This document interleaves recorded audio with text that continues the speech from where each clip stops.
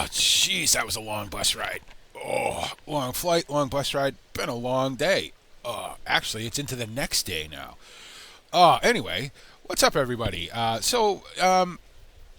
I am in Oldridge after a long flight from America and an even longer bus ride out of London, all the way down here into the Oldridge area. So the bus dropped me off right here in what looks like the center of town, I guess. So I thought that, because I'm an American here in England, that I would kind of show you guys around, show you the new farm. I've gone into a bunch of that, a bunch of paperwork. This has taken over a year and a half to set up, to get all the permits, to get all the permissions, to get the real estate agents and the farm agents and everything sort of lined up. But I'm finally here, got some keys in my hand, and we're gonna check out our new farm. Should be a lot of fun, I hope. So this is apparently the village of Oldridge right here at our lovely bus stop that the bus dropped us off on. I'm surprised nobody's here to meet me, actually. I guess the real estate agent figures, well, we got your money, so probably should walk on the sidewalk, huh? Oh. Now, if I remember correctly, the farm is over here, down this road to the right, I think.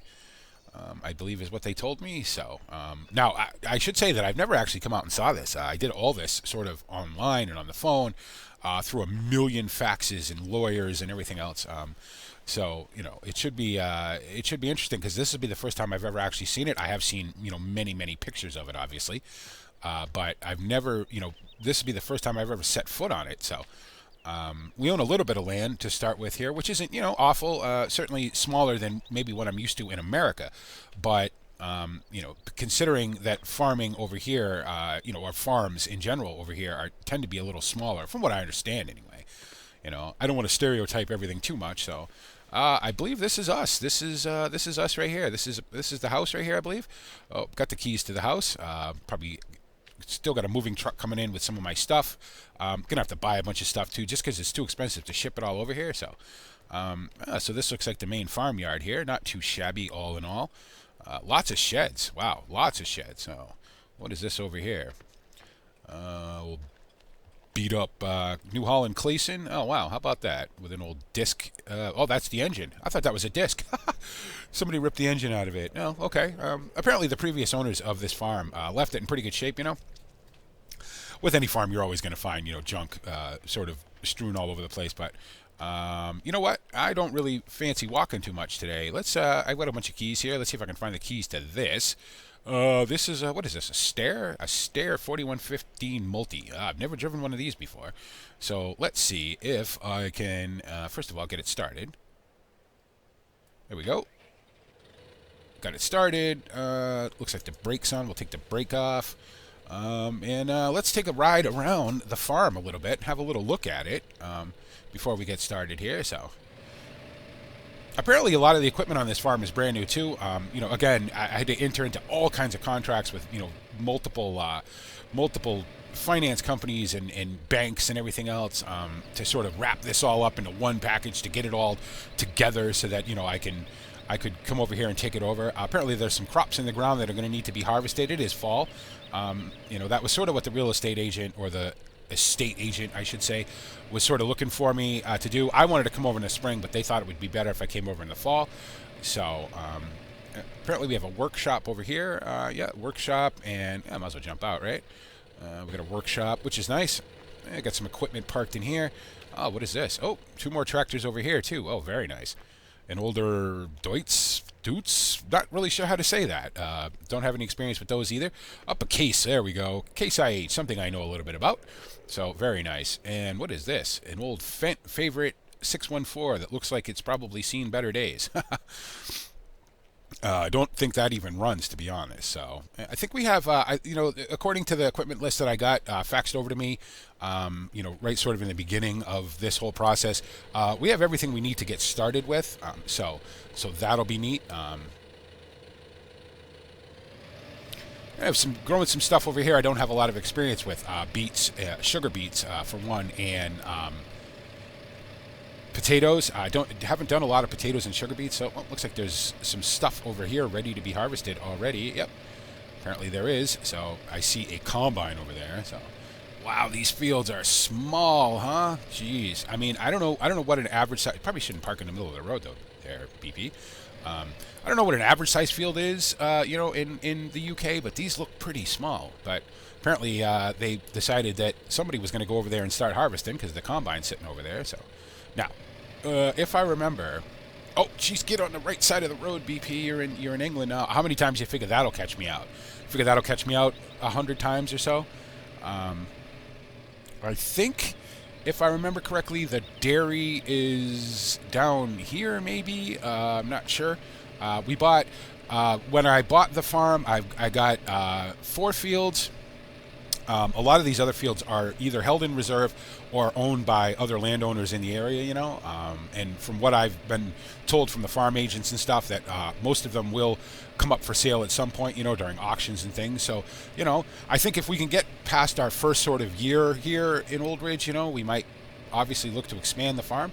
I bought the dairy. I also bought a pig and beef facility that grows pig and beef animals for slaughter.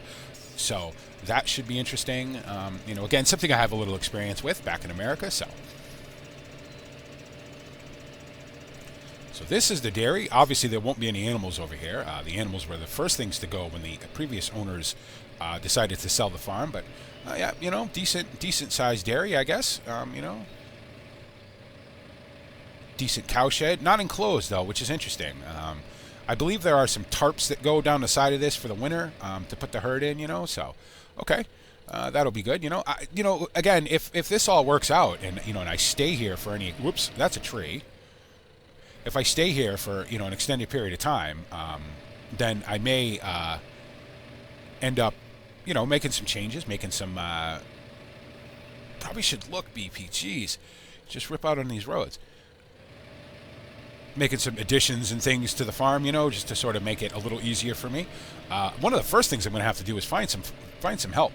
The agent said that there's a pub somewhere over here, somewhere, I believe. Oh, that might be it right there. I'll probably end up going in there. I'm sure I'll go in there quite a bit. Big fan of whiskey and things, so probably end up going into the pub on occasion. And I'll hopefully meet some nice people in the area. So. 20 miles an hour over these very classic English humpback bridges. So, boy, I can see it's going to be fun hauling stuff over these. Oh, really narrow, too, as you would expect. Oh. There's a lot of land in this area. Apparently, at one point, this farm was pretty big and owned most of the land in the area. But, as times got tougher, as kids grow up and don't want to, aren't really interested in the farm anymore, stuff has to be sold off because there's just not enough equipment and money and resources to work it. So, now, I understand that there's some standing contracts with this farm with grain and things that get sold. So, I'll have to check all that out again. Again, I still have a couple of meetings with lawyers, a couple more meetings with the farm agents, one more meeting with the estate agent, just to sort of sign the very last bits of paperwork, some immigration stuff. I'm not technically immigrating to England, but apparently by buying property here, I've become now a resident of the UK. I won't become a subject, obviously, because I'm an American citizen. So, but now I think, if I remember from the aerial pictures that I was sent and the sort of map, with a bunch of lines drawn on it to point me in different directions, I believe down here is the pig and beef facility. I believe.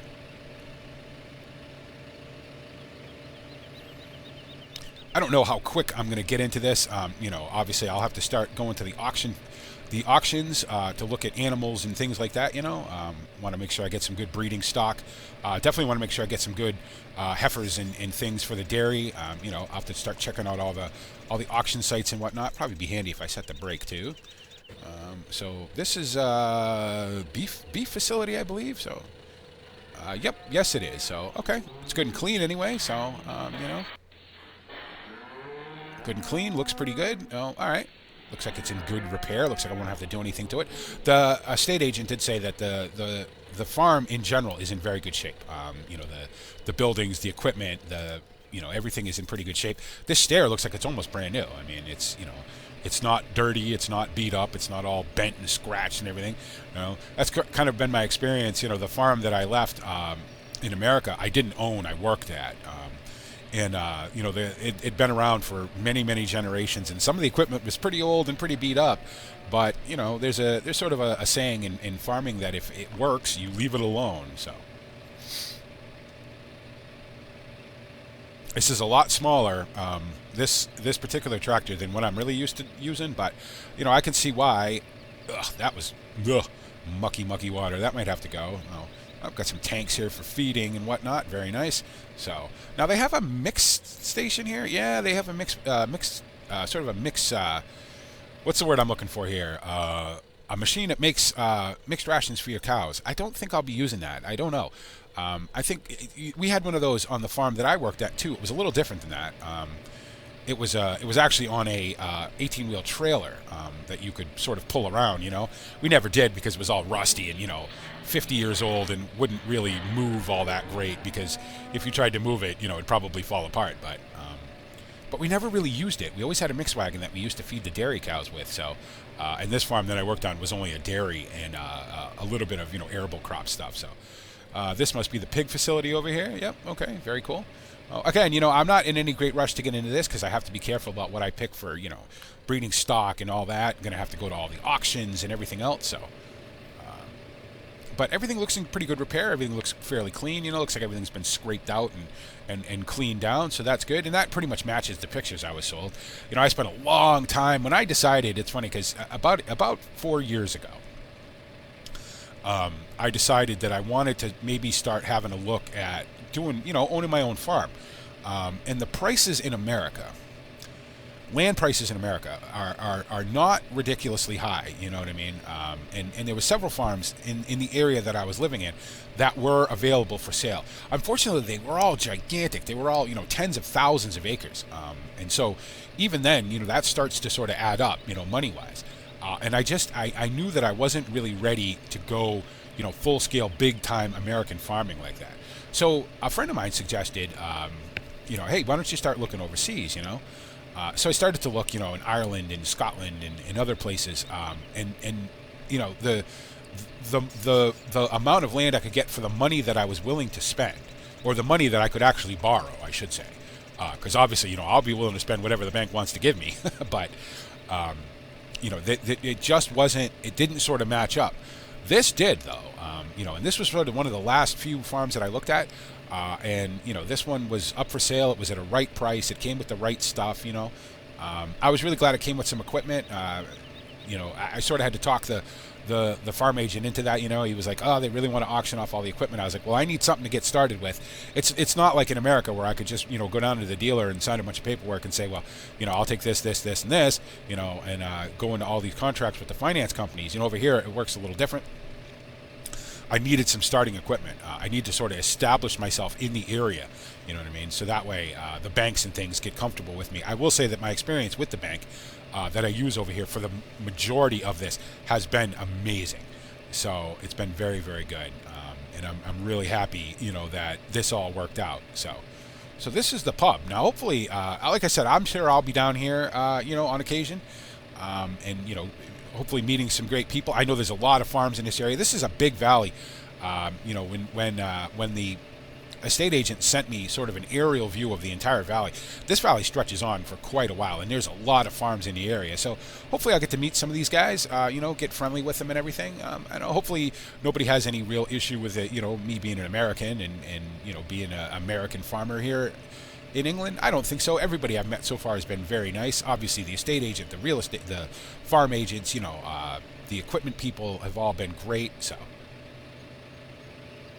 I wonder if they're waiting for me to harvest this stuff, or if they're going to bring in some sort of custom, or what they call over here contract farmers to do it. I don't know. Some of these fields are fallow, obviously, as you would expect. Not if you don't have the money or the resources or the equipment to plant everything, you're not going to plant everything. So there's quite a bit of fallow fields over here, but that's not a big deal. I believe, again, let's just stop in the middle of the road. I believe that's the slaughterhouse over there, which is handy. So obviously you got to sell my beef animals somewhere. So what does this say? I can't quite see what that says. If I pull up a little bit, I might be able to read it. What does that say? Let's jump out and read that sign. Leading the way in high standards. Great British farmers are proud to produce great British food. Well, yes. Yes, we are. Even the Americans in Britain are proud to produce great British food. So I have a couple plans for this right off the bat. Obviously, it looks like I'm going to have to do some harvesting. And probably get some grain sold. They did say there was some grain in the sheds that need to be sold for some that they did in the spring harvest. So we'll get those sold off. Like I said, I have to look at all the contract paperwork. I have to look at all the permits and the environmental stuff and everything else. There's a lot of stuff over here that you kind of have to deal with that you don't deal with in America. So. It's all going to be different. So one kind of neat thing, and I swear this is the thing. This is the reason I bought this place, is because it has this sauna. After a hard day at work, out in the fields, you can come jump in the sauna. So that might be neat. I don't know. It's even cooking. So apparently the estate agent's trying to draw me in here, I guess. So no need for that. Already bought it. Hopefully I can pay for it. Hopefully this is a success. This is going to be a great adventure for me, and I'm really looking forward to it. Something completely different, something completely foreign to my experience, and it should be a lot of fun. And I plan on staying here for quite a while. Because I already like it. It's quaint, it's comfortable, it's as long as the people are decent and everything, and I can make some money, I think we'll be good. But I think the first thing I'm going to do, because it's been a long day, it was a long flight. It was a overnight flight, and then early morning into the airport. Pretty much all day at the airport, getting all my immigration stuff and and all that, my permits and everything else in my long-term visa, because I'm going to be here for a while. And then a super long bus ride from London. Obviously, flying in from America, I was going to fly into London. Luckily, the flight was great. It was comfortable. I flew business class because it was expensive, but it was worth it in the end. Again, you want to get on the sidewalk there, BP? Because it was such a long flight, it was very comfortable. British Airways does awesome. Serves great food and everything. So, but I think what we're going to do, or what I'm going to do, is I'm going to run down to the pub. I'm going to have me a drink. And something to eat, and we will see you. I'll make occasional videos of this, show you what's going on and how the American in Oldridge is doing and all that, and hopefully you guys will enjoy it. I know I will. I am so looking forward to my adventure here in Oldridge, and I can't wait to meet some of the great people, and I think this is going to be the place to do it. So there you go, guys, and we will see you down the road.